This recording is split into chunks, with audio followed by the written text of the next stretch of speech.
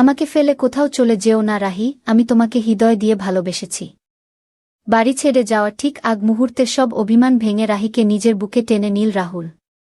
হ্যাঁ বন্ধুরা, শুধু তোমারই জন্য ধারাবাহিকের আগামী পর্বে এমনই এক আবেগঘন দৃশ্য দেখা যেতে পারে।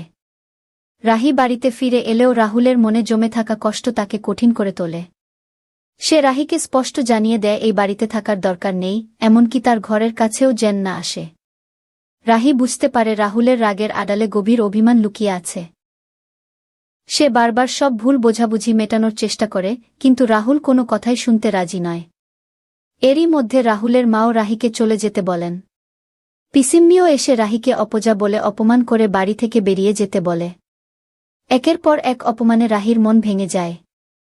সে মনে মনে ভাবে, আর কত অপমান সহ্য করব? যদি আমার চলে যাওয়াতেই সবাই ভালো থাকে, তাহলে আমি সত্যিই চলে যাব।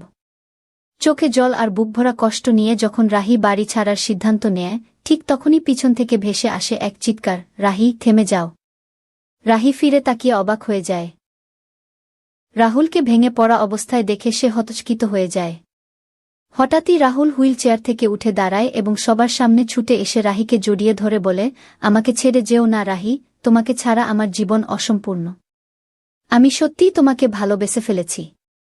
যা কিছু বলেছি সবই রাগ আর কষ্টের বশে। তুমি কি আমার মনের কথা বুঝতে পারোনি?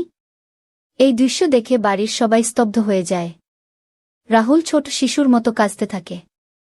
রাহি তাকে শান্ত করতে গেলে রাহুল বলে, তুমি আমাকে একা ফেলে চলে যাচ্ছিলে, আর আমি কিভাবে শান্ত থাকি?